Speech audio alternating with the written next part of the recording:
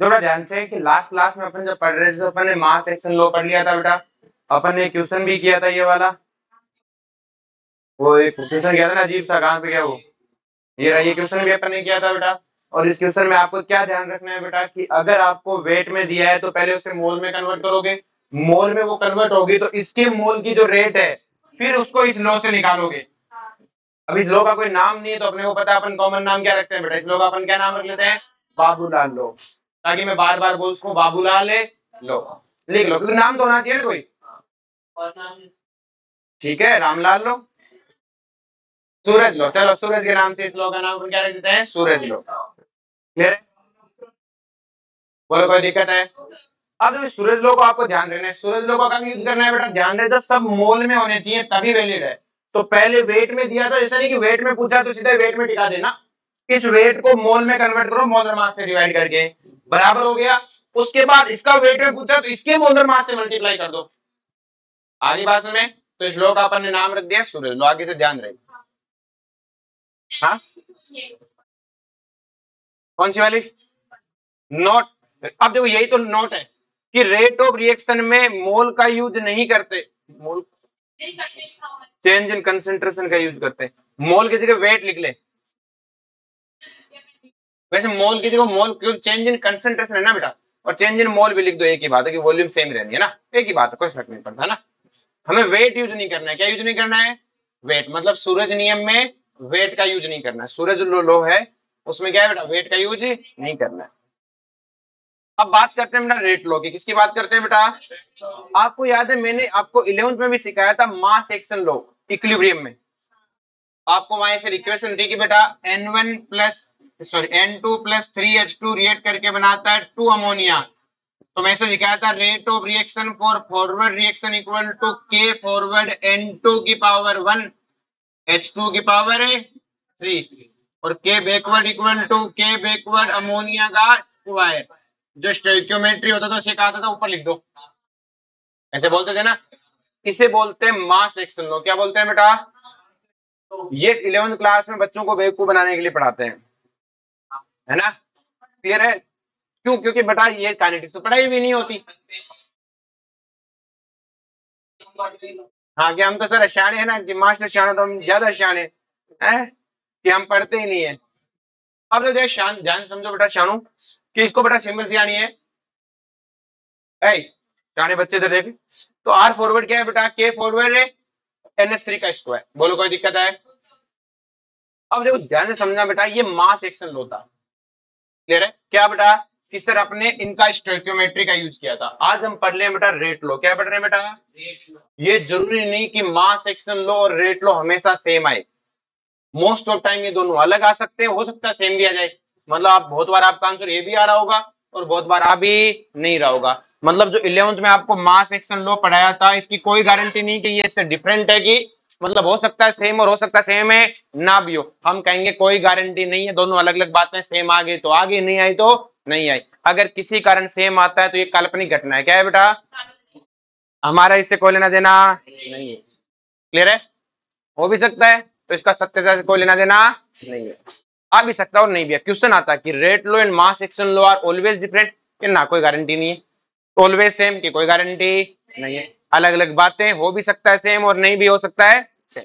अपने को रेट लो पढ़ना है, क्या पढ़ना है, रेट लो। रेट लो क्या कहता है बड़ा ध्यान से समझो, कि ये कहता है कि कोई भी रिएक्शन है, अगर उस रिएक्शन में एक रिएक्टेंट है जो कि प्रोडक्ट में कन्वर्ट होता है, किसमें कन्वर्ट होता है, प्रोडक्ट में, तो बेटा जो रेट ऑफ रिएक्शन है, ये जो सूरज लो तो ये तो बस बेसिक लो है, अब अपने एकदम एक्सपर्ट लो पढ़ रहे हैं, कि रेट ऑफ रिएक्शन है वो प्रोपोर्शनल है रिएक्ट, इस डब्बे का मतलब क्या होता है, कंसंट्रेशन, रिएक्टेंट की कंसंट्रेशन की पावर n के, रिएक्टेंट की कंसंट्रेशन की पावर है, तो जो रेट ऑफ रिएक्शन है वो प्रोपोर्शनल रिएक्टेंट की कंसंट्रेशन की पावर है n, और ये जो n है इस n को बोलते हैं ऑर्डर ऑफ रिएक्शन, क्या बोलते हैं, स्टोइकियोमेट्रिक कोएफिशिएंट से कोई लेना देना नहीं है इसका, ये एक एक्सपेरिमेंटल वैल्यू है, कैसी वैल्यू है बेटा, एक्सपेरिमेंटल वैल्यू है, बोलो कोई दिक्कत है इसमें, पक्का। नेक्स्ट देखो बेटा ध्यान से, यहां तक क्लियर है।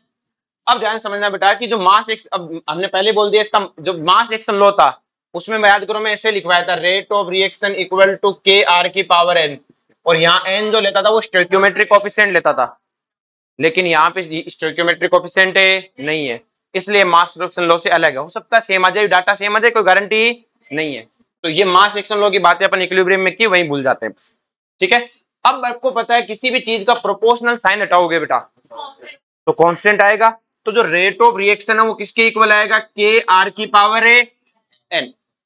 आ रही बात में। और के क्या है बेटा, रेट कांस्टेंट। के क्या है बेटा, इस रेट कांस्टेंट की क्या क्या खासियत है, तो ध्यान से समझो। ये इक्विलिब्रियम वाला में वही रेट कांस्टेंट है, कांस्टेंट सेम है। तो रेट कांस्टेंट की खासियत सुनो, ये कंसंट्रेशन पे डिपेंड नहीं करता।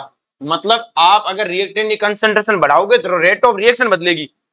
ये भाई साहब कांस्टेंट रहने वाला है। क्या रहने वाला है, कांस्टेंट। की ऐसा नहीं कि sir rate of reaction equal to reactant की कंसंट्रेशन इक्वल टू के, कि सर रिएक्टेंट की कंसंट्रेशन बढ़ाऊंगा तो के पे क्या फर्क पड़ेगा, कोई फर्क है कि सर इससे बढ़ा रहा हूं फिर भी अगर इससे बढ़ाओगे तो ये भी बदल जाएगा। ऑल ओवर क्या आना है, सेम। नियर बाय सेम, मतलब पॉइंट में थोड़ा बहुत चेंज हो सकता है लेकिन वो नियर बाय क्या बोला जाएगा, सेम। तो आपको पहला ये क्वेश्चन पूछता है बेटा कि कंसंट्रेशन रिएक्टेंट की कंसंट्रेशन 100 गुना कर दी, कि करता रहे कोई फर्क है। तो independent over concentration of reactant and product, आपकी मर्जी है जो करो, हमें कोई लेना देना। क्या पहला पॉइंट समझ में आया बेटा। दूसरा पॉइंट क्या है कि ये जो के है ना, ये फंक्शन ऑफ टेम्परेचर है। आज याद करो इक्विलिब्रियम में भी सिखाया था लास्ट में, वो नोटंगी तुम्हें समझ में नहीं आई थी, वो यहां समझाएंगे, लास्ट में समझाएंगे कि ये फंक्शन ऑफ टेम्परेचर है। टेम्परेचर बदलने में बदलता है, टेम्परेचर बदलने पे बदलता है। दो हो गया। तीसरा, ये नेचर ऑफ रिएक्शन पे डिपेंड करता है। अलग रिएक्शन का अलग होगा, लेकिन सेम रिएक्शन का सेम रहना अगर टेम्परेचर ना बदलू। अगर एक रिएक्शन है उसको 100 मोल लो, 200 लो, 300 लो, बदलने वाला है। हाँ, रिएक्शन ही बदल दी तो बदल जाएगा। क्लियर है। लास्ट में बेटा ये इफेक्ट, ये किससे इफेक्टेड है बेटा, कैटलिस्ट से। लेकिन इक्विलिब्रियम कांस्टेंट कैटलिस्ट इफेक्टेड नहीं है। ध्यान रखना, इक्विलिब्रियम कांस्टेंट नहीं करता जबकि ये करता है। क्लियर है, कैसे करता है लास्ट में समझाएंगे। ठीक है, तो रेट कांस्टेंट की चार खास बातें क्या है, कंसंट्रेशन को मतलब नहीं, टेम्परेचर पे डिपेंड करता है, नेचर ऑफ रिएक्शन पे डिपेंड करता है, कैटलिस्ट से बदलता है। क्लियर है। अब रेट ऑफ रिएक्शन इसके बराबर है। अब देखो बड़ा ध्यान से कि जो रेट ऑफ रिएक्शन है, हमें पता है रेट ऑफ रिएक्शन क्या होता है, change in concentration divided by change in time. तो ये डिफरेंशिएशन की फॉर्म में, इसलिए इसको बोलते हैं डिफरेंशियल रेट इक्वेशन। क्या बोलते हैं बेटा, डिफरेंशिएशन की फॉर्म में लिखी हुई है। तो आपसे पूछा डिफरेंशियल रेट इक्वेशन लिखो, तो इसका मतलब वो ये लिखवाने ही कह रहा है। इसी को रेट लो बोलते हैं। इसी को क्या बोलते हैं, बोलो यहां तक कोई दिक्कत है। तो हमारी डेफिनेशन क्या होगी बेटा कि rate of reaction is proportional to concentration of reactant power N. Reactants power है एन, रिएक्टेंट की पावर एन के प्रोपोर्शनल है। एन क्या है बेटा, ऑर्डर ऑफ रिएक्शन। तो rate of reaction is proportional to reactants power N. बोलो कोई दिक्कत है, यहां तक समझ में आ गया बेटा सबको। अब ये बात मैंने बता दी, इक्विलिब्रियम कांस्टेंट कैटलिस्ट से इफेक्ट नहीं होता, ये इक्विलिब्रियम का पॉइंट है, बता देता हूं, है ना। जबकि के इफेक्टेड है। तो हमसे जो छोटा क्वेश्चन, जो सबसे पहला क्वेश्चन तो यही पूछता है बेटा, इसे ऑप्शन लिख देता है कि के बारे में चार ऑप्शन लिख देता है, इनमें से पूछता है ट्रू स्टेटमेंट कौन है। इन चार बातों के अलावा कुछ भी लिखा है सब गलत है। क्लियर, वैसे लिख देता है कंसंट्रेशन में बदल चेंज होता है, झूठ है। टेम्परेचर बदलता नहीं है, ये भी झूठ है। हर रिएक्शन का सेम होता है, ये भी झूठ है। बोलो कोई दिक्कत है, कैटलिस्ट से डिपेंड नहीं करते, भी झूठ है। आगे बात, इन चार बातों के अलावा इनके बारे में जो भी लिखा जाएगा सब झूठ होगा। क्या होगा बेटा, बोले कोई दिक्कत है। अब बात करते हैं कि यूनिट ऑफ रेट कांस्टेंट की, किसकी बात करते हैं। तो यूनिट ऑफ रेट कांस्टेंट निकालने के लिए मुझे एक बात बताओ, क्या आपको रेट ऑफ रिएक्शन की यूनिट पता है क्या होती है रेट ऑफ रिएक्शन की यूनिट, क्या होती है, मोल पर लीटर सेकंड। उस सेकंड को मिनट आवर तुम्हारी मर्जी है, जो लो, हमें बदलना आता है। ऐसा ही तो यही है। अब मुझे पता है rate of reaction equal to के आर की पावर एन है, और रेट ऑफ रिएक्शन की यूनिट क्या है, मोल पर लीटर है सेकंड। के की तो निकालना, लेकिन जो आर अंदर ये डब्बे में लिख रखा है, डब्बा किसको रिप्रेजेंट करता है, और कंसंट्रेशन यूनिट क्या है, मोल पर लीटर की पावर है एन। तो क्या मैं इसको ऐसे लिख सकता हूं, मोल पर, देखो इसको मोल पर लीटर, सेकंड था उसको ऐसा साइड में लिख दिया सेकंड इनवर्स, ऐसा लिख सकता हूं ना इसे। और मोल पर लीटर की पावर एन को क्या कर दिया, डिवाइड। अब आपको पता है बेटा कि ए अपॉन ए की पावर एन क्या होता है, बोलो हो सकता है कि नहीं हो सकता, कि सर होता ही है, हो क्या सकता है। तो सिंपल सी काम देखो, ये ए और ये ए की पावर है, तो फॉर्मूला क्या बन गया बेटा, मोल पर लीटर की पावर 1 माइनस एन, और सेकंड इनवर्स मल्टीप्लाई में। ये किसकी यूनिट आ गई बेटा, के की। ये जनरल फॉर्मूला याद रहना चाहिए, मोल पर लीटर की power 1 minus N second inverse. बोलो कोई दिक्कत है? और एन हमारा क्या है बेटा? Total order of reaction. क्या है बेटा? Total order of. बोलो कोई दिक्कत है? यहां तक सबको चमका? अब देखो बड़ा ध्यान से, हमसे क्या करता है बेटा? हमसे निकलवाता है application of rate constant, unit of rate constant. इस यूनिट से हमारा क्वेश्चन क्या बनता है? यू मान लो इस यूनिट का खेल है पूरे चैप्टर में। क्लियर है? ये फॉर्मूला याद रहना चाहिए, मोल पर लीटर की power 1 minus n second inverse. ये जनरल यूनिट है। सबसे पहला इससे एक ही काम है, इससे हमें ऑर्डर निकलवाता है। क्या निकलवाता है? Order, finding of order of reaction. हमसे ऑर्डर निकलवाता है। अब देखो ऑर्डर निकालने के तीन तरीके हैं। एक तरीका तो लास्ट में जाके बताऊंगा, और पहले दो तरीके सुनो। पहले दो तरीकों में सबसे पहला तरीका बहुत इंपॉर्टेंट है, क्वेश्चन को अच्छे से पढ़ लो।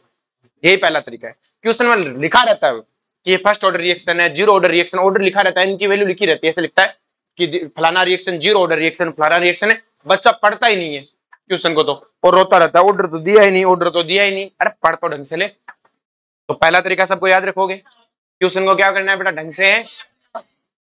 ये बेटा आपका पहला तरीका है। जब पहला तरीका हो जाए तो दूसरा तरीका है कि के की यूनिट का यूज करना है। अब वो क्वेश्चन में क्या करता है? इसे के की वैल्यू देता है। जैसे इसे लिख दिया 5 इंटू 10 की पावर माइनस 5 सेकेंड इनवर्स। इसका मतलब के की यूनिट गिवन है। ये तो डाटा, इसके तो ये तो वैल्यू है, साथ में यूनिट देगा। इस यूनिट का हमें यूज करना है। इस यूनिट का क्या करना है हमें? यूज। अब देखो यूज कैसे करेंगे? यूनिट ऑफ के। तो मैं काम करो, उसका फॉर्मूला लिख लो। के की यूनिट का फॉर्मूला रफ कॉपी में लिख लो, ताकि कभी एप्लीकेशन साथ साथ में क्वेश्चन कर सको मेरे साथ। रफ कॉपी निकाल लो बेटा सारे लोग, निकाल बेटा, ये फॉर्मूले को लिख लो बेटा, ताकि अभी तुम साथ साथ में क्वेश्चन को जवाब दे सको। बराबर लिख लो इसको।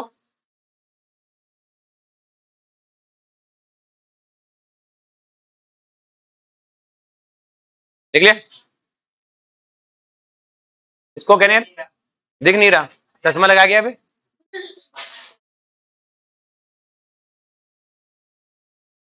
चमका?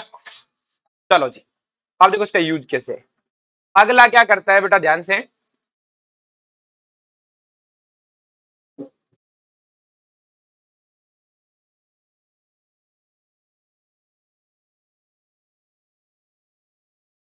देखो बेटा ध्यान से। आपको कहता है कि आपको पहले फॉर्मूला लिख लेते हैं अपन साइड में, अपन भी मोल पर लीटर की पावर 1 माइनस एन, यही है। अब देखो बदमाशी में क्या करता है कि कहता है कि रेट कांस्टेंट की यूनिट मोल पर लीटर सेकंड है। तो आपको सोचना है ये यूनिट कब आ सकती है? जब एन की वैल्यू क्या रही होगी? जीरो।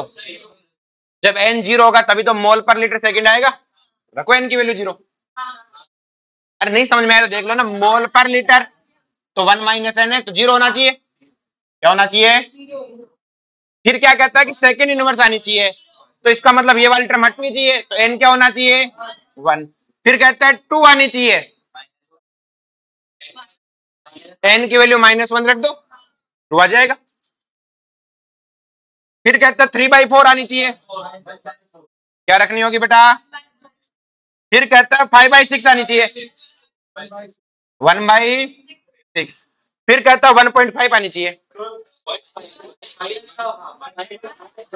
माइनस का हाफ। अब देखो बदमाशी करता है, बदमाश तो ही कहता लीटर पर मोल सेकंड इनवर्स, उल्टा। अब ध्यान से सुन लो, आपको रोना क्या करना ही नहीं है, अपने को नोटंगी चाहिए ही नहीं। अपने को पता है मोल पर लीटर की पावर 1 माइनस एन है। तो देखो आपको एक चीज देखो ध्यान से, अगर 1/a की पावर, सॉरी ध्यान, a की पावर -n है, a/b की पावर, तो मैं इसे लिख सकता हूँ b/a की पावर n लिख सकता हूँ, लिख सकता हूँ ना? तो देखो बेटा इसको मैं क्या लिख सकता हूँ? लीटर पर मोल। तो ऊपर भी होगा n-1। वो बदमाशी कर रहा, अपन बदमाश निकले। ले भाई, क्योंकि इससे करने में कई बार उल्टा सुल्टा करने में फंस जाओगे। पहले लिख लो उल्टा करके, लीटर पर मोल, इसको 1 माइनस एन की जगह n-1। अब पूछ, कहता लीटर पर मोल, तो एन की वैल्यू क्या होनी चाहिए? 2। क्या होनी चाहिए? 2, तभी तो आएगा नहीं। तो एन की वैल्यू क्या होनी चाहिए? 2। देखो गड़बड़ इसलिए तो बोल रहा हूँ, लीटर पर मोल की पावर 3/4। नहीं समझ में, लिख दो ना n-1 इक्वल टू 3/4। तो n इक्वल टू कितना आ रहा है? 7/4।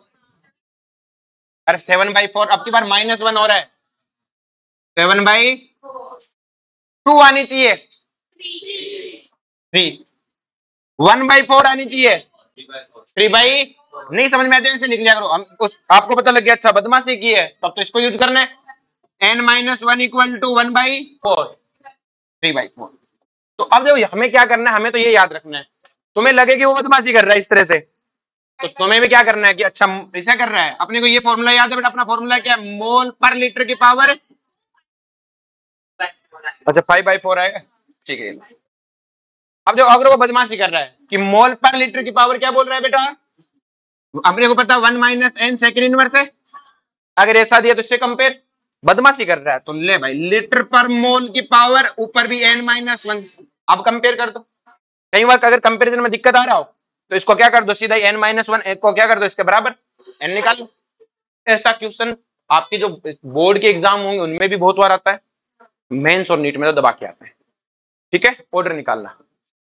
ठीक है, और इवन हमें हर क्वेश्चन के लिए जरूरत भी पड़ती है क्योंकि हर रिएक्शन का ऑर्डर अलग होता है तो अलग तरह से चलती है। सारी बात समझ में, चलो जी। अब देखो बेटा ध्यान से, हमें जब भी रेट लो बोला जाएगा तो हम हमेशा ऐसा लिखेंगे, rate of reaction equal to के आर की पावर एन। और ये क्या होता है, dx अपॉन dt, इसी को क्या बोलते हैं, differential rate of A reaction. अगर मेरे पास एक से ज्यादा रिएक्टेंट होते जैसे a plus B, 2a plus 3b react करके बनाते हैं c, तो मैं रेट ऑफ रिएक्शन क्या लिखता रह, के ए। अब a की पावर क्या लिखूंगा, 2 नहीं लिखूंगा, 2 लिख दे तो मास रिएक्शन लो हो गया। कुछ नहीं पता तो इसका n1, इसका ये होगा मास रिएक्शन। 3 होते तो n1 n2 n3, वो निकालेंगे n1 n2 n3, तो निकाल के पुट करना, यही मास सेक्शन लो होगा। मतलब आपको डाटा गिवन होगा कैसे निकालना, आगे पढ़ेंगे वो। क्लियर है, तो 2 3 नहीं लिखना है, 2 3 लिखते हैं तो क्या हो गया, कहानी खत्म होगी। क्लियर है। अब देखो क्वेश्चन कैसे आता है, बहुत सिंपल सा क्वेश्चन आता है, तो अपन शाणे बनते हुए आंसर मिटा देते हैं। एक कहानी अपन आगे के सारों में मिटा जाते हैं।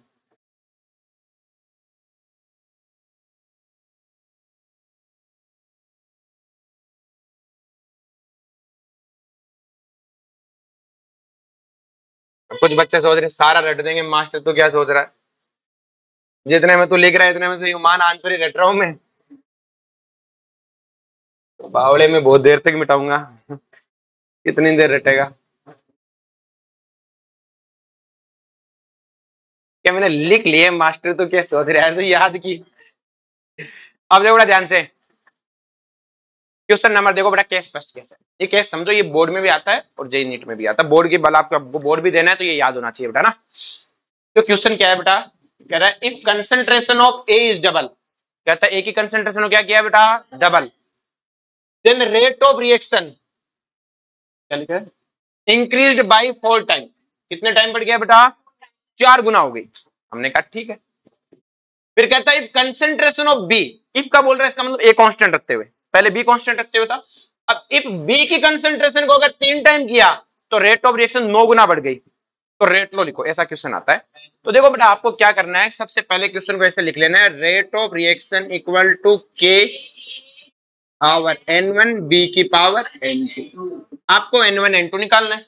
अब वो खुद इस बात को रो रहा है, कह रहा है कि ए की कंसंट्रेशन को 4 गुना किया, तो ये रहा अपना ए, इसको वो कहता है मैंने 4 गुना किया और रेट ऑफ सॉरी डबल किया, तो रेट ऑफ रिएक्शन 4 गुना हो गया। ऐसा क्या जादू हुआ कि इसमें मैं 2 रखूं बाहर 4 आ रहा है, इसका मतलब n1 कितना है,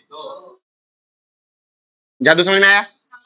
फिर कहता है बी की कंसंट्रेशन को 3 गुना किया, मतलब मैं अंदर 3 रख रहा हूं, रेट ऑफ रिएक्शन 9 गुना हो रही है, तो मैं 3 रख रहा हूं 9 आ रहा है, इसका मतलब n2 भी क्या है, n2 भी क्या है, क्या बात समझ में आई बेटा। अरे अंदर 3 रखा बाहर 9 आ रहा है, इसका मतलब पावर में कितना है 2, पावर में कितना है 2। तो बोलो समझ में आया क्या, तो अपन ने क्या समझ में आ गया कि सर n1 2 और n2 भी 2 है, तो रेट लो क्या हो जाएगा बेटा, K A square B square. Net total of reaction क्या होगा बेटा 4, टोटल ऑर्डर ऑफ रिएक्शन क्या होगा 4। ऐसे ही पूछता है, एक के रेस्पेक्ट में 2, बी के रेस्पेक्ट में 2, टोटल 4, पढ़ लेना क्वेश्चन को, कहीं सीधा 4 टिका दो, एक के रेस्पेक्ट में 2 है, बी के रेस्पेक्ट में भी 2 था। अब अगर वो ये भी पूछ सकता है यूनिट ऑफ के, क्या पूछ सकता है बेटा, यूनिट ऑफ के, आपको पता है यूनिट ऑफ क्या क्या होती है, मोल, एन की वैल्यू टोटल रखनी है बेटा, ध्यान रहे, इसलिए मैंने बोला था यहाँ पे आपने फॉर्मूला में लिखा था मैंने एन टोटल है, तो एन में ये मत रखना, टोटल रखना बेटा। तो रखोगे तो क्या आ जाएगा -3, तो लीटर पर मोल की पावर है, उल्टा कर दिया मैंने। आगे बात समझ में, बोलो कोई दिक्कत है? अब नेक्स्ट क्वेश्चन खुद से पढ़ो कि ए को 4 गुना किया तो रेट ऑफ रिएक्शन 4 गुना, एक बी को दुगुना किया तो rate of reaction 4 Guna. Same question के लिए आपको पता है रेट ऑफ रिएक्शन क्या है बेटा, के ए की पावर n1 बी की पावर है। अब क्या रोना रो रहा है बेटा, ये कह रहा है ए को 4 गुना किया, ए को क्या किया बेटा, कहता रेट ऑफ रिएक्शन 4 गुना ही रही, इसका मतलब रेट ऑफ रिएक्शन क्या है बेटा 1, क्या है बेटा, सॉरी n1 क्या है बेटा 1, n1 1 होगा ना, मैं 4 रख रहा हूं, बाहर 4 ही आ रहा है, मतलब कोई जादू ही नहीं हो रहा, तो n1 कितना हुआ 1। अब क्या कह रहा है कि b को दुगुना किया और बाहर 4 आ रहा है, इसका मतलब n2 कितना हुआ, टोटल ऑर्डर कितना हुआ 3। रेट लो क्या हो जाएगा, के ए की पावर 1 बी की पावर 2, इंडिविजुअल भी पूछ सकता है, टोटल पूछ सकता है और यूनिट ऑफ के पूछ सकता है, तो के में एन की वैल्यू रखनी है। चलो जी नेक्स्ट में जादू दिखाओ।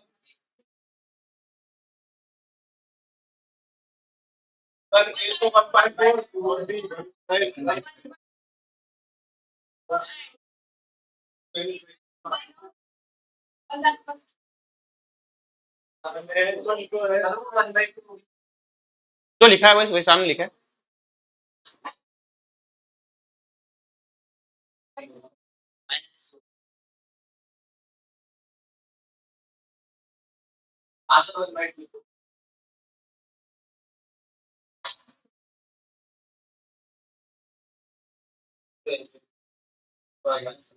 देखो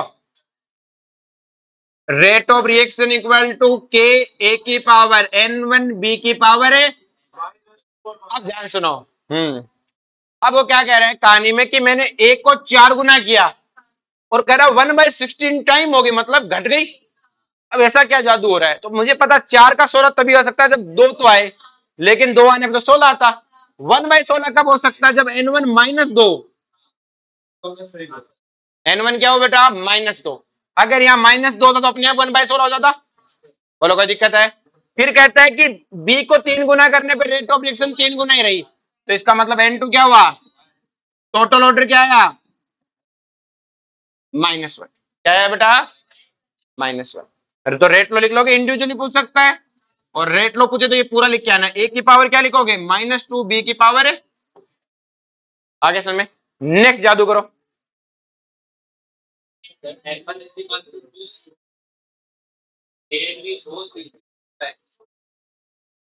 ओए सुगले सामने, इग्नोर इग्नोर, क्वेश्चन पर ध्यान दे।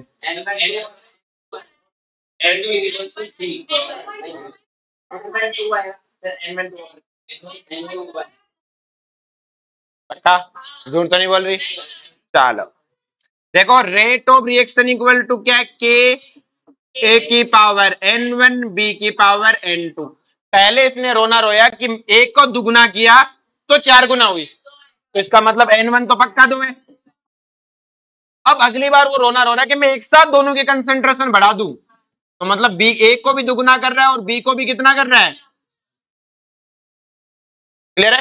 तब टोटल 8 गुना हुई, टोटल कितना हुई बेटा, अब मुझे n1 का तो ऑर्डर आ चुका है, n1 कितना था 2, तो n1 2 हुआ तो क्या हुआ 8 इक्वल टू के, तो क्या आ जाएगा 4a इंटू 2b की पावर n2। तो एक तरह से देखा जाए तो 4 से कट जाएगा, तो कितना आएगा 2ka 2b की पावर है। अब बताओ दोगुना ही हुई कि नहीं हुई, 2 रखने पे 2 ही हो रहा है, तो n2 कितना हुआ 1, कितना हुआ 1, तो n2 क्या बोलोगे 1 कि सर कैसे, कि सर देखो सिंपल, एक का तो आप पहले अलग से रोना रो ही दिए थे, अब इसका है कि ए और बी दोनों को बढ़ाया, तो मुझे पता है कि इसकी वजह से 4 गुना हुआ और टोटल 8 गुना हो रहा है, तो इसका तो इफेक्ट 2 गुना ही हुआ, और आप इसको दुगुना कर रहे हो, टोटल इसकी वजह से रिएक्शन कितनी बढ़ रही है 2 गुना ही, तो हमने ऑर्डर ऑफ रिएक्शन कितना लिख दिया बेटा 2 1। तो रेट लो क्या हो जाएगा,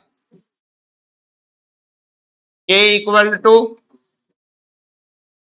2 और बी इक्वल टू, हम कहा क्या, नेक्स्ट देखो। अब तक इस क्वेश्चन में क्या था बेटा,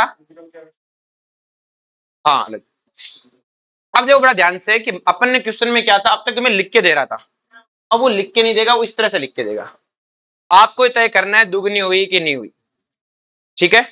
तो अब आपको खुद से केस बना के सोचना है। अब देखो ऐसे क्वेश्चन में क्या ध्यान रखना है, बस एक छोटी सी गलती होती है, यहाँ पावर पहले देख लेना सबकी सेम होनी चाहिए। पावर क्या होनी चाहिए, सेम। जैसे नीचे वाले क्वेश्चन में पावर इसमें तो लिखी हुई नहीं है, ये पावर सेम होनी चाहिए, नहीं है तो करो। कई बार क्या होता है पावर सेम नहीं होने के चक्कर में कैलकुलेशन एरर कर जाते हो। पावर सेम होने से क्या होता है, पावर तो कटेगी कटेगी। अब देखो ध्यान से, आपको खुद तय करना है। हाँ मुझे पता है बेटा फोन आ रहा है। अब देखो ध्यान से कि आपको पता है बेटा, एक मिनट फोन उठाना ही पड़ेगा मुझे, चलो ये बातें नहीं।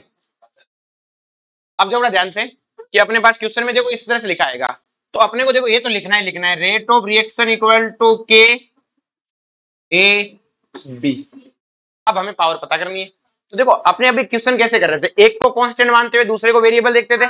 तो अपने पास क्वेश्चन है, देखो ए भी दिया है, बी भी दिया है, रेट ऑफ रिएक्शन भी दी है। तो क्या टेंशन है, पहले एक किसी ऐसे दो केस ढूंढो जिसमें ए कांस्टेंट हो या बी कांस्टेंट हो। देखो इन दो केस को देखो,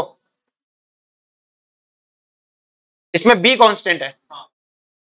अब देखो ए की कंसेंट्रेशन कितनी हुई, दुगनी।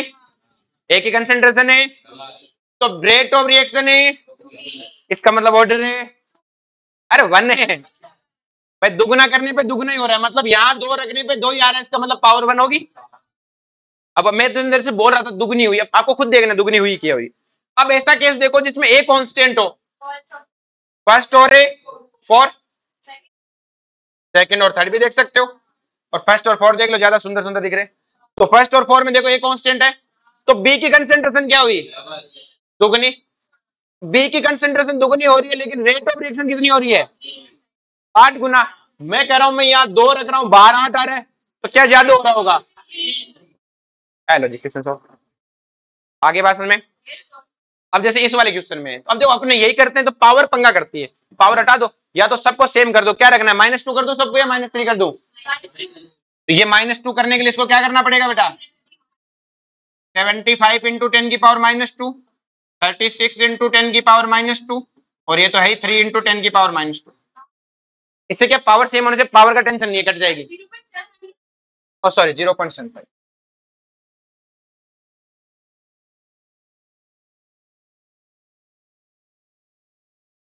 0.75 इंटू 10 की पावर -2। बोलो कोई दिक्कत है। अब देखो ध्यान से, वापिस वही कहानी करनी है, हमें क्या लिखना है, rate of reaction equal to k A की पावर और कुछ बी की पावर। अब आप खुद देखो कौन सा केस लेना चाहिए, 1 और सेकंड और, चलो फर्स्ट और फोर्थ ले लिया पहले। तो फर्स्ट और फोर्थ में बी कांस्टेंट है, तो ए की कंसेंट्रेशन है 4 गुना। तो बताओ रेट ऑफ रिएक्शन कितनी हो रही है, 0.75 को 4 से मल्टीप्लाई करो, कितना आ रहा है, 4 ही आ रहा है ना।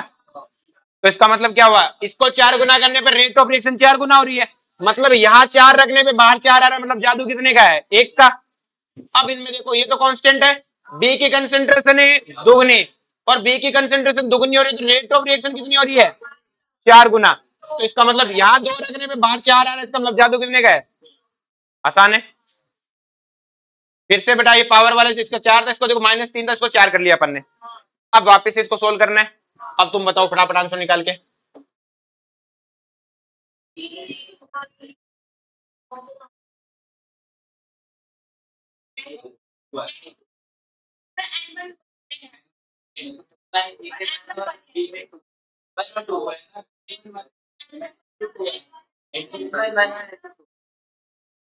देखो ए की कंसेंट्रेशन कांस्टेंट है, इसकी कंसेंट्रेशन 3 गुना किया, तो रेट ऑफ रिएक्शन 9 गुना, मतलब 3 रखने पे बाहर 9 कभी आ सकता है, जब जादू कितने का हो, 2 का। अब ध्यान से, अब हमें क्या रखना है बेटा, बी को कांस्टेंट, हमने कहा इसको 3 गुना किया, तो रेट ऑफ रिएक्शन भी कितना हो रही है, 3 गुना, इसका मतलब पावर कितनी हुई, समझ गए बेटा। अब ऐसे क्वेश्चन आएंगे तो आराम से कर लोगे, ऐसे क्वेश्चंस बोर्ड में और नीट में आते रहते हैं, स्टेबल फॉर्म में आते हैं ना, सीधा आंसर लिखना है, ठीक है। अब आता है बेटा इंटीग्रेटेड रेट लो। देखो बेटा आपसे जो डिफरेंशिएट रेट लो वो कितने ऑर्डर का पूछ सकता है, कोई लिमिट है नहीं है। इंटीग्रेटेड रेट लो में बेटा आपके पास कैटेगरी है ना, कि इंटीग्रेशन करके, इंटीग्रेशन अपने पास 0 1, ये तो बोर्ड में 0 1 कहां पर है बेटा, बोर्ड में। तो बोर्ड के लिए जब आप जाओगे तब 0 और 1 ही पढ़ते रहना, इससे ज्यादा पढ़ने की जरूरत नहीं है। आगे बात समझ में। अगर आप फिर आप नीट में जाओगे तो 0 1 और n ऑर्डर का सीधा फॉर्मूला समझाऊंगा, ठीक है। और जेई वालों को 0 1 2 भी पढ़ना है, ठीक है। 2 में प्रिकर्सर n पढ़ा रहे हो, 2 में अलग क्या है, थोड़ा सा उसका डेरिवेशन अलग आता है, तो थोड़ा सी चीज अलग है, ज्यादा नहीं। आगे बात समझ में। अब सबसे पहले बात करते हैं इंटीग्रेटेड रेट लो की। अब देखो इंटीग्रेटेड रेट लो क्या है, ध्यान से समझो, बहुत आसान सा है, कोई टेंशन लेने की जरूरत नहीं है, बहुत जल्दी समझ में आ जाता है। देखो बेटा सिंपल सी कहानी है कि आपको क्या करना है कि जब भी क्वेश्चन आए ना, तो इस क्वांटिटी के क्वेश्चनों में एक चीज तो शॉर्ट कर लो कि रिएक्टेंट प्रोडक्ट ऐसे लिखना सीख लो, ठीक है। टाइम t इक्वल टू 0 पे ए, मैं पहले क्या करूंगा, जितने इंटीग्रेट रूल हैं सारे पढ़ाऊंगा, फिर क्वेश्चन एक क्लास में कराऊंगा सारे, ठीक है। पहले मैं पढ़ा दूंगा, फिर क्वेश्चन अगली कल वाली क्लास में पढ़ाने में चल जाएगी, उससे अगली क्लास में क्वेश्चन ही क्वेश्चन कराऊंगा और मारूंगा, क्लियर है। तो ए इक्वल ए 0 है। अब बेटा टाइम t1 पे आपको हमेशा यही करना है, t इक्वल टू 0 पे टाइम t1 पे इसमें से क्या निकाल दो बेटा, x अमाउंट, कितना निकाल दो, तो a में से x गया तो ये कितना बना x। अब आपको पता है रेट ऑफ रिएक्शन किसके इक्वल होती है कि sir rate of reaction equal to k r की पावर। अब मैं कह रहा हूं मैं सिर्फ जीरो ऑर्डर के लिए पढ़ रहा हूं, किसके लिए पढ़ रहा हूं, जीरो ऑर्डर के लिए। तो क्वेश्चन में मेंशन है, क्वेश्चन मेंशन नहीं हुआ तो k की वैल्यू तो देगा ही, k की वैल्यू देगा तो उसमें यूनिट देगा, यूनिट देगा तो समझ जाएगा जीरो ऑर्डर है, जीरो ऑर्डर है तो r की वैल्यू कितनी हुई, 0। और जैसे r की वैल्यू 0 रखी तो रेट ऑफ रिएक्शन क्या आई बेटा, k के बराबर। और रेट ऑफ रिएक्शन क्या आई तो इसका मतलब क्या है, rate of reaction for zero order reaction is a independent, क्या है बेटा, इंडिपेंडेंट। बोलो कोई दिक्कत है, क्योंकि जो रेट ऑफ रिएक्शन के पे आ रहा है तो आर कंसंट्रेशन की पावर 0, मतलब अब कंसंट्रेशन है ही नहीं, इसका मतलब जीरो ऑर्डर रिएक्शन दुनिया की एक ऐसी रिएक्शन है जो कंसंट्रेशन से लेना देना, रेट कांस्टेंट तो वैसे ही खत्म था जो मतलब ही नहीं रखता था, और जीरो ऑर्डर रिएक्शन में तो रेट ऑफ रिएक्शन में किस पे मतलब नहीं रखती। तो मैंने क्या कहा बेटा, rate of reaction for zero order reaction is independent over concentration of A reactant, reactant he concentration से को लेना देना, तो क्या सर कांस्टेंट हुई, हाँ कंसंट्रेशन के रेस्पेक्ट में। कि सर कंसंट्रेशन के रेस्पेक्ट में मतलब क्या हुआ, क्योंकि के तो टेम्परेचर में तो बदल सकता है ना, हर रिएक्शन का अलग हो सकता है, कंसंट्रेशन के हिसाब से मौज करो इंडिपेंडेंट है, मतलब ये रिएक्शन शुरुआत में जिस स्पीड से चलती है लास्ट में भी कि सर लास्ट में उसी स्पीड से, मतलब रिएक्टेंट का अमाउंट घटेगा, घटता रहो, इसे कोई मतलब है। आगे बात समझ में। अब आपको पता है बेटा कि डी इसका इक्विलिब्रियम रिवर्सिबल रिएक्शन के लिए अचीव होता है, इरिवर्सिबल है, अभी मैं इरिवर्सिबल पढ़ा रहा हूं सारों को, क्लियर है। अब देखो बड़ा ध्यान से, हमें पता है रेट ऑफ रिएक्शन के बराबर है, और रेट ऑफ रिएक्शन क्या होता है बेटा, dx upon A dt, change in concentration with time. तो मैं rate of dx upon dt की इक्वल क्या लिख सकता हूं, k। अब मैं इसको क्या लिख दूं, dt को उधर भेज दूं, dx equal to k dt, दोनों तरफ अपन ने कर दिया इंटीग्रेट, dx का इंटीग्रेशन क्या हुआ x, k dt का इंटीग्रेशन है kt प्लस c। जब भी हम बेटा कांस्टेंट आता है इंटीग्रेशन कांस्टेंट से क्या बोलते हैं, इंटीग्रल, जिसमें हम अनडिफाइंड वैल्यू के लिए करते हैं, डिफाइंड हो 0 से 1 तब तो नहीं आता, लेकिन अनडिफाइंड के लिए कांस्टेंट आता है जिसे इंटीग्रेशन कांस्टेंट बोलते हैं c। अब हमें c का पता करना है, ये तो कांस्टेंट है, इसे हम इंटीग्रेशन कांस्टेंट बोलते हैं, क्या बोलते हैं। अब अगर ये कांस्टेंट है तो सिंपल से कहना हमेशा सेम होना चाहिए। तो मैंने कहा कि जब टाइम t इक्वल टू 0 था, जब टाइम t इक्वल टू क्या था बेटा 0, अब x है क्या कि सर ये x तो ये वैल्यू है, तो x मतलब वो अमाउंट तो चला गया। तो जब टाइम t इक्वल टू 0 था तब a कितना था, a, और a तो ये रहेगा, मैं क्या पूछ रहा हूँ x कितना था 0, टूटा हुआ नहीं रिएक्शन, x तो वो अमाउंट है जो क्या हो रहा है बेटा कन्वर्ट हो रहा है, तो y नहीं कुछ, तो x कितना था 0। तो मैं क्या लिखूंगा कि जब टाइम t इक्वल टू 0 है तो x इक्वल टू 0 है, तो मैं इस इक्वेशन में पुट करता हूं, जब टाइम t इक्वल टू 0 रखूंगा तो x की जगह क्या लिखूंगा 0, तो c की वैल्यू कितनी आई 0, मतलब जीरो ऑर्डर रिएक्शन के लिए इंटीग्रेटेड कांस्टेंट की वैल्यू भी कितनी है 0। बोलो कोई दिक्कत है, और 0 को पुट कर दो इक्वेशन में तो x इक्वल टू क्या आ गया 80, x इक्वल टू क्या आ गया 80, x क्या है बेटा कितना अमाउंट रिएक्टेंट का प्रोडक्ट में चला गया। आगे बात में तो x क्या है बेटा integrated rate law for a zero order reaction, x equal to kt। Question कैसे पूछता है बेटा, अभी क्वेश्चन में एक क्लास में सबके एक साथ ही कराऊंगा। क्वेश्चन कैसे पूछता है, k की वैल्यू दे देता है, t दे देता है, x पूछ लेता है, सुन लो ध्यान से, k t दे देता है, अब ऐसे बता तो नहीं जीरो ऑर्डर है, k की वैल्यू तो खुद पता करना पड़ेगा, 0 है, 0 है तो x आ जाएगा, अब एक्स आ जाता तो क्या पूछा था बेटा ध्यान से, इनिशियल ये दे देता, कहता फाइनल ये बताओ, तो एक्स बता तो ए माइनस एक्स कर दो, प्रोडक्ट पूछ लेता है। और कई बार फाइनल दे देता है तो इनिशियल बता सकते हो। आगे बात समझ में। अब आता है बेटा हाफ लाइफ। क्या आता है बेटा? हाफ लाइफ का मतलब क्या होता है बेटा? आधी जिंदगी। अगर एक जना कोई 100 साल जिया तो उसकी आधी जिंदगी कितनी है पता है? ये आदमियों के लिए, रिएक्शन के लिए ऐसा नहीं है। रिएक्शन के लिए कि आधा अमाउंट, जैसे मान लो अपना जो सिद्धार्थ है वो रोटी खाने बैठा, इसने 4 किलो सामने धर रखा है, तो इस हाँ तो बढ़िया, तो अब 4 किलो चरने बैठा है, चढ़े, तो अब अगर हम कहें कि आज ये मान लो इसको 4 किलो खाने में 2 घंटे लगाता है, कितने लगाता है? 2 घंटे। तो ये इसका क्या है? टोटल लाइफ है। क्या है बेटा? लेकिन हमने कहा कि आधा तो आधे घंटे में सल्टा जाता है, आधा अमाउंट 2 किलो, फिर अगले 2 किलो खाने में इसको टाइम लगता है, 1.5 घंटे लगता है, लेकिन शुरू के पहले तो भुक्कड़ है, तो शुरू का आधा किलो तो मतलब 2 किलो सल्टा जाता है आधे घंटे में। अब देखो ध्यान से, तो इसका मतलब क्या हुआ कि देखो हो सकता है कि आधी लाइफ भी आई, कई बार आधी ना भी आई, तो हमें डेफिनेशन इस तरह से बोलनी है कि वो टाइम जब आधा रिएक्टेंट प्रोडक्ट में कन्वर्ट हो गया, आधा अमाउंट, टोटल अगर 2 घंटा है उसका मतलब ये नहीं 1 घंटा होगा, हो भी सकता है और नहीं भी हो सकता है, इससे कोई लेना देना। हमें इसे याद रखना है कि आधा अमाउंट प्रोडक्ट में चला गया, रिएक्टेंट का आधा अमाउंट किस में चला गया बेटा? प्रोडक्ट में। उसी को क्या बोलते हैं बेटा अपने? Half life. बोलो कोई दिक्कत है?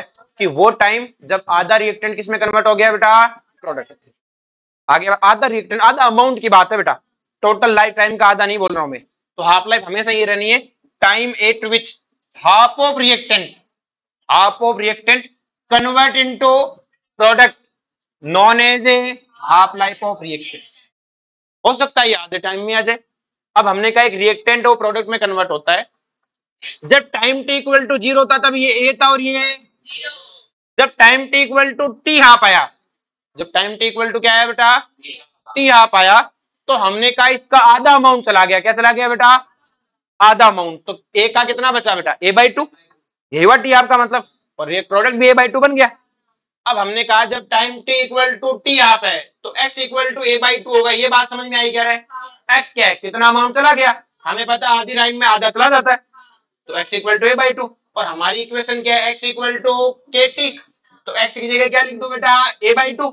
तो x की जगह आपने क्या लिख दिया? a/2, और टाइम की जगह क्या लिख दिया? T half. तो kt हाफ इक्वल टू क्या आ गया? a/2, और इसका मतलब टी हाफ क्या है बेटा? a/2k। तो कहानी में कुछ समझ में आया कि ये जो जीरो ऑर्डर रिएक्शन है उसमें रेट ऑफ रिएक्शन है वो तो कांस्टेंट है, लेकिन जो टी हाफ है वो कांस्टेंट नहीं है। कि सर ये क्यों कांस्टेंट नहीं है? इसको कौन सा मतलब, अब तो कैंटलिस वेटलिस का पंगा नहीं है, तुम खुद सोच के देखना। मैं एक नॉर्मल सा एग्जांपल देता हूं। मैंने कहा तुम किसी चीज को सेम वेलोसिटी से चला रहे हो, एक कोई चीज है, कोई गाड़ी आपके पास, जो सेम स्पीड से चल रही है, मतलब वेलोसिटी कांस्टेंट है। आपकी वेलोसिटी क्या है बेटा? कांस्टेंट है। तो एक्स टी होगा। अगर मैं एक्स बदलूंगा तो टी भी बदलेगा, क्योंकि वी तो कांस्टेंट है। वी तो क्या है? अब आप एक बार आपके पास इनिशियल 100 थे, एक बार आपका इनिशियली 200 था, ठीक है, तो 100 से आधा कब आएगा? 50 पे। तो कितना किलोमीटर चले? 200 का आधा कितने पे आएगा? कितना किलोमीटर चले? तो क्या आपने समान दूरी तय की है क्या? अलग दूरी तय की है। तो एक्स की वैल्यू अलग है तो टाइम भी, क्योंकि स्पीड तो सेम है। स्पीड तो क्या है? तो अब मैं कह रहा हूं कि एक रिएक्टेंट पहले 100 मोलर था, तो उसे तो 50 मोलर ही खत्म करते टी आप आ गया, और एक का 200 था तो उसका 100 करने पे टी आप आएगा। तो अलग अलग अमाउंट है, तो अगर ये बदलूंगा तो इसे बदलना पड़ेगा, क्योंकि ये तो क्या है? आई बात समझ में? अरे एक ही रिएक्शन की अलग अलग कंसेंट्रेशन ले लिया ना, एक ही रिएक्शन उसकी 2 अलग अलग कंसेंट्रेशन ले ली, तो इसका मतलब ये समझ में आया कि टी आप क्यों बदल रहा है? क्योंकि समय टाइम तो बदले लगेगा ना, दूरी बदल रहे हो आप, वेलोसिटी सेम रखी हुई है आपने। आ रही बात में? तो ये 2 पॉइंट बहुत काम किए बेटा ना। कम का क्या सबको? कि टी आप इक्वल टू क्या? a/2k। अरे रेट ऑफ रिएक्शन तो ये फॉर्मूला भी पढ़ाया था, rate of reaction equal to क्या आया? तो कंसंट्रेशन बदलने से रेट ऑफ रिएक्शन बदल रही है क्या? तो 100 लूं चाहे 200 लूं, रेट ऑफ रिएक्शन तो सेम है, मतलब सेम स्पीड से रिएक्शन करवा रही है तू। आगे बात समझ में? स्पीड सेम है लेकिन टाइम दूरी बदल रही है, एक बार टी आप तो 50 पे ला रही है, एक बार 100 पे ला रही है। आगे बात समझ में? रेट ऑफ रिएक्शन तो कंसंट्रेशन के हिसाब से तो कांस्टेंट ही है, ठीक है। ये फॉर्मूला बेटा क्वेश्चन कैसे पूछता है कि टी आप वो कंसेंट्रेशन के प्रोपोर्शनल, आप कहोगे हाँ प्रोपोर्शनल है, बोलो कोई दिक्कत है, ऐसे क्वेश्चन पूछ लेता है। ठीक है, अब देखो बड़ा ध्यान से,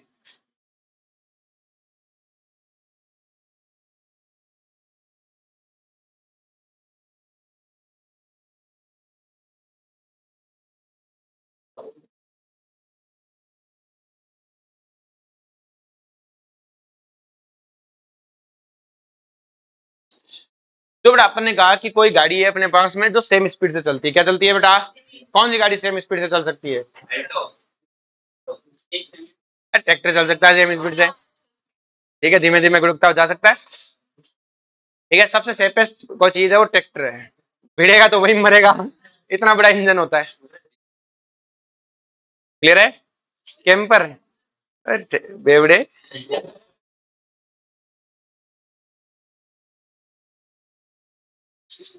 अभी मैं क्लास के बाद में से मारेंगे। अब देखो ध्यान से, अब जो ध्यान से कि 100 और ये क्या है बेटा 0, अपने का एक गाड़ी है जो सेम स्पीड से चलती है, किससे चलती है बेटा, सेम स्पीड से। तो मैंने कहा कि पहले 50 किलोमीटर वो 2 घंटे में नाप देता है, कितने घंटे में नाप देता है, पहले 50 किलोमीटर। तो अगले 50 किलोमीटर स्पीड से कितने घंटे में नाप देगा। इसका मतलब क्या हुआ कि जीरो ऑर्डर रिएक्शन है, पहले जो टी आप उसके दुगने टाइम में खत्म, दुगने टाइम में खत्म। किससे, सारी रिएक्शनों में से होगा ना, इसमें ये आ रही बात में कि जितना पहले टी आप नापा उसके दुगने में खत्म। बोलो कोई दिक्कत है, आई बात समझ में। तो अब देखो ध्यान से, ये पहला टी आप है कि सर पहला टी आप होने का मतलब और भी कोई टी आप आने वाला है क्या, भाई 100 का टी आप 50 था, जब आप 50 पे पहुंच गए तो 50 का भी तो कोई टी आप आएगा, वो कितने पे आएगा, और 25 का भी टी आप आएगा कि नहीं आएगा। ये कौन सा टी आप हुआ बेटा, ये फर्स्ट हुआ, तो ये सेकंड और ये थर्ड। 12.5 का भी कोई आएगा 6.25, ये कौन सा टी आप आएगा बेटा 4 टी आप। ऐसे कई टी आप आएंगे, लेकिन मुझे पता है इन सब टी आप का सम तो 2 घंटे लगने, क्योंकि दूरी तो 50 किलोमीटर जाओगे ना। तो मैं ऐसा बोल सकता हूं कि बेटा जो फर्स्ट टी आप है, जो पहला टी आप है, वो बाकी बचे हुए सारे चंगू मंगू टी आप के बराबर है, उनके सम के बराबर। चारों को जोड़ दो तो पहले टी आप के बराबर होने। बोलो कोई दिक्कत है, क्यों, क्योंकि पहले 2 घंटे में नापे जो अगली दूरी भी तो 2 घंटे में है, वो अंदर छोटे मोटे कितने टी आप उससे कोई लेकर देना नहीं है। और रिएक्शन कितने टाइम में कंप्लीट हो जाती है, time required to complete zero order reaction वो कितना, पहले टी आपका दुगना, दूसरे का नहीं, पहले टी आपका दुगना। क्या बात समझ में आई बेटा। अब मैं क्या ऐसा बोल सकता हूं क्या कि दूसरा जो टी आप है वो इसके बाद वाले बचे हुए सारे चंगू मंगू टी आपके बराबर है, कैसे बोल सकता हूं, क्योंकि आप कहोगे सर यहां से यहां 25 किलोमीटर, तो ये 25 किलोमीटर भी तो इतने टाइम में नाप देगा। आगे बात में जो तीसरा होगा वो क्या होगा, बाकी बचे चंगू मंगू के बराबर, चौथा होगा वो बाकी बचे हुए चंगू मंगू के बराबर, बोल सकते हैं ना। जीरो ऑर्डर, और दुनिया की सिर्फ जीरो ऑर्डर इकलौती रिएक्शन है जो पूरी कंप्लीट होती है, इसके बाद जितने ऑर्डर की रिएक्शन पढ़ेंगे कभी भी 100% कंप्लीट नहीं होती।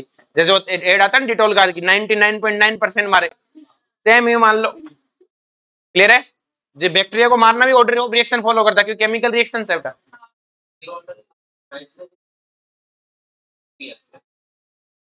क्लियर है भाई, ध्यान से यहां तक समझ में आया बेटा, टाइम थोड़ी हो गई, तो ये 2 ग्राफ तो समझा ही सकता हूं। अब देखो बड़ा ध्यान से सुनो, आपको ग्राफ बनाने तो आते हैं थोड़े मोटे, तो आपको पता है कि बेटा रेट ऑफ रिएक्शन और कंसंट्रेशन में ग्राफ बनाया, किसमें बनाया बेटा, रेट ऑफ रिएक्शन और कंसंट्रेशन में। तो क्या मेरी रेट ऑफ रिएक्शन कंसंट्रेशन पे डिपेंड करती है क्या, नहीं करती, और नहीं करती तो बेटा ग्राफ कैसा आएगा बेटा, ऐसा ही आएगा। और ये क्या कहलाएगा, इंटरसेप्ट क्या कहलाएगा। तो मुझे कहे कि मैंने रेट ऑफ रिएक्शन और कंसंट्रेशन के बीच में ग्राफ बनाया, किसके लिए, जीरो ऑर्डर के लिए, उसका इंटरसेप्ट 5 आया, इसका मतलब क्या है, रेट कांस्टेंट 5 है, रेट ऑफ रिएक्शन भी 5 है। आगे बात में फिर वो क्या कहता है कि टी हाफ और कंसंट्रेशन में ग्राफ बनाना है, किसमें बनाना है, और आपको पता है बेटा टी हाफ किसके बराबर है, ए अपॉन ए। तो टी हाफ और ए में मतलब टी हाफ तो आपका वाई एक्सिस पर है, ए कहां पर है बेटा, एक्स एक्सिस पर है कंसंट्रेशन, तो y इक्वल टू के एक्स, कैसे आएगी बेटा, स्ट्रेट लाइन।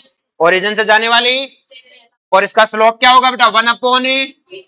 तो अब हमें क्वेश्चन क्या बोलता है कि टी आप और कंसंट्रेशन का स्लोप दे देगा और पूछेगा के बताओ, तो 1/2 के स्लोप होता है। एक आप घर जाके बेटा बनाना ना। नेक्स्ट वन है बेटा कंसंट्रेशन वर्सेस टाइम। तो मुझे पता है x इक्वल टू के टी। x किसकी कंसंट्रेशन है, प्रोडक्ट की। तो प्रोडक्ट की कंसंट्रेशन में अगर मैं टाइम में ग्राफ बनाऊं तो x कहां पर है बेटा, कंसंट्रेशन क्या है y एक्सिस पर, टाइम कहां पर x एक्सिस पे। तो ग्राफ कैसे जाएगा, ओरिजिन से जाने वाली स्ट्रेट लाइन। अब अगर प्रोडक्ट लीनियरली बढ़ रहा है तो रिएक्टेंट भी लीनियरली घटेगा, और लेकिन मुझे पता है रिएक्टेंट शुरुआत में तो कोई ए अमाउंट था, टाइम टी इक्वल 0 पे था, और फिर घटने लगेगा तो लीनियरली घटेगा, और मैंने कहा घटते घटते किसी टाइम पे आके खत्म हो जाएगा, और वो टाइम क्या होगा 2t हाफ। ऐसे ग्राफ में क्या करता है, पॉइंट बना देता है और पूछता है कि रिएक्शन कब खत्म होगी, 2t हाफ पे। बोलो कोई दिक्कत है, उससे कोई मतलब नहीं, वो टी हाफ नहीं है, इसकी कोई गारंटी नहीं, हो भी सकता और नहीं भी, उससे कोई गारंटी हम ले नहीं रहे। आगे बात समझ में, यहां तक समझ में आया बेटा। तो जीरो ऑर्डर रिएक्शन क्या होती है बेटा, 100% कंप्लीट होती है, और हम आगे चल के पढ़ेंगे फ्री रेडिकल रिएक्शंस, वो जीरो ऑर्डर होती है। क्या होती है, समझा, पढ़ के आना, इसे लिख के लाना पूरा का पूरा।